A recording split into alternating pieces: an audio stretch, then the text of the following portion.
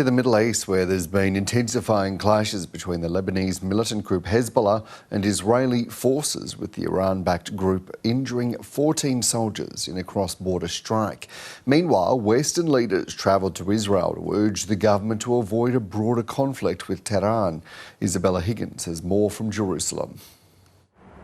There's been plenty of diplomacy and discussion taking place here in Jerusalem, but in the north of the country there have been clashes between the Israeli armed forces and Hezbollah. The Lebanese militant group have claimed responsibility for an air attack on a village in the north of Israel that injured a number of people. Now, Hezbollah say that this was a retaliatory strike on a military target in response to an attack from the IDF on southern Lebanon on Tuesday that killed a senior Hezbollah commander. Now the IDF say that they have launched a fresh round of strikes in response to this attack.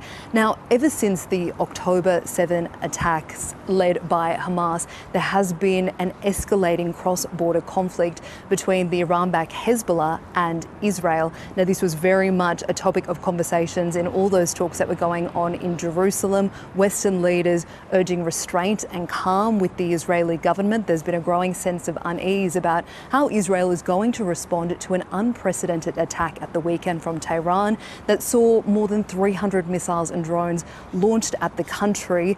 Now, Tehran says that this was a retaliatory strike in response to a number of Iranian leaders being killed at an embassy in Damascus earlier this month, and that the matter is now concluded. So the UK's Foreign Secretary David Cameron, Germany's Foreign Minister Annalena Baerbock met with the Israeli government and urged restraint and said that they would work with Israel to create a coordinated package of sanctions against Iran.